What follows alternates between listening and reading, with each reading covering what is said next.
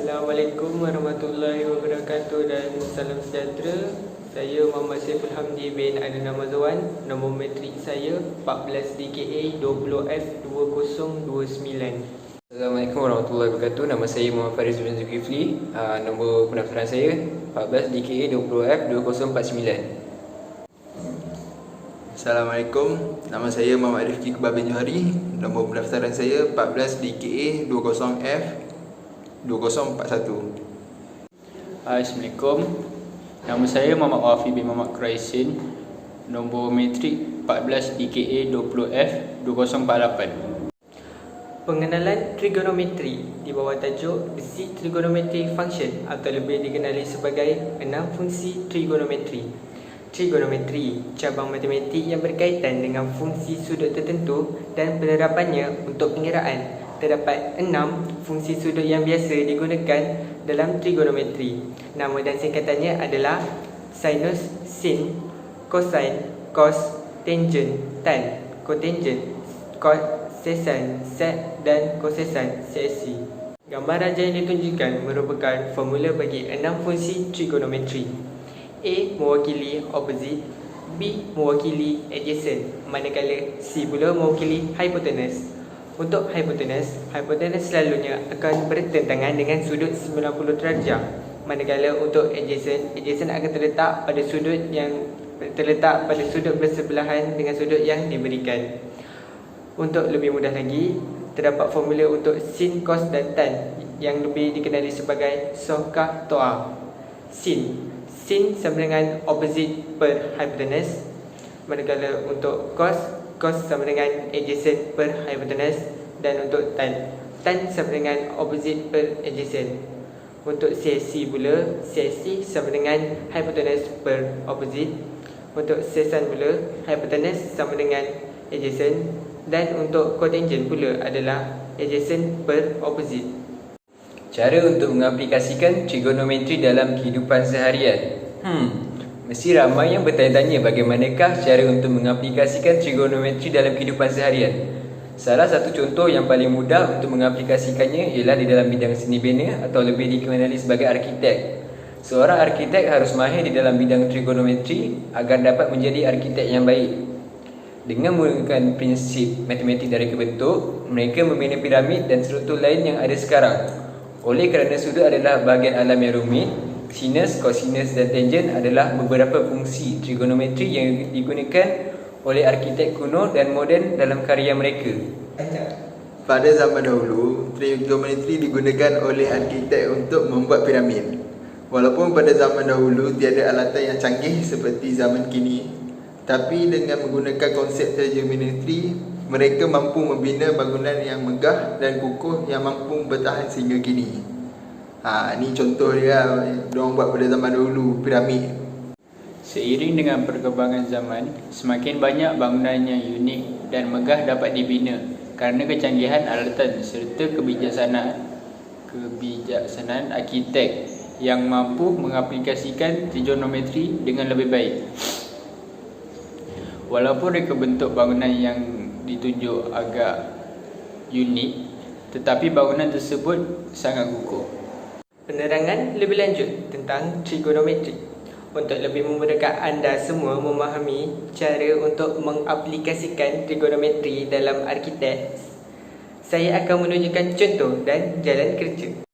Salah satu kegunaan seni bina yang paling biasa untuk trigonometri adalah menentukan ketinggian struktur. Sebagai contoh, arkitek boleh menggunakan fungsi tangent untuk menghitung ketinggian bangunan jika mereka mengetahui jarak mereka dari struktur dan sudut antara mata mereka dan bahagian atas bangunan.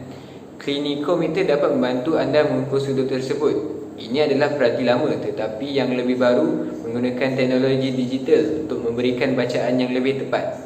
Anda juga dapat mengira jarak struktur jika anda mengetahui sudut klinikometer dan ketinggian struktur.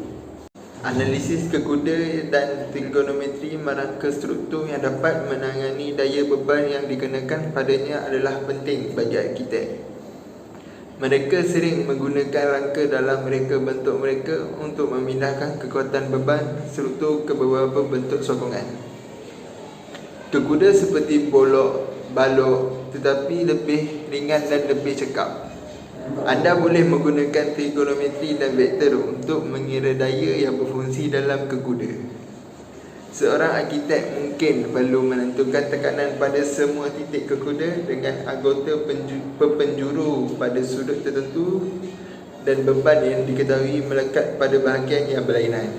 Arkitek dan teknologi moden teliti latar langit badan moden dan anda mungkin akan melihat pelbagai bangunan yang estetik dan kadang-kadang tidak biasa.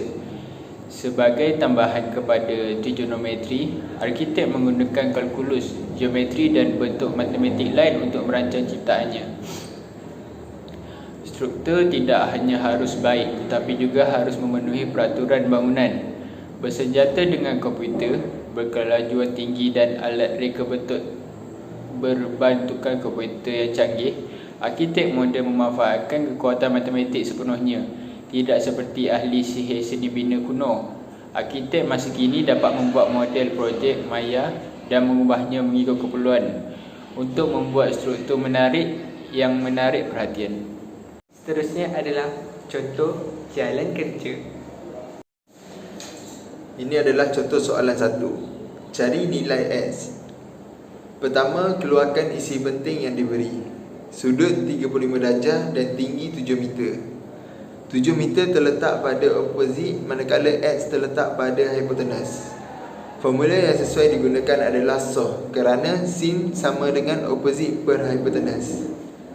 Sin 35 darjah sama dengan 7 per X. Sin 35 darjah X sama dengan 7. X 7 per sin 35. Okey, ni tekan kalkulator, jawapan dia dapat 12.20 meter. Contoh soalan 2. Cari nilai X. Berdasarkan informasi yang diberi, sudut yang diberi ialah 20 darjah manakala jarak yang diberi 400 meter. 400 meter terletak pada adjacent manakala X pula terletak pada opposite.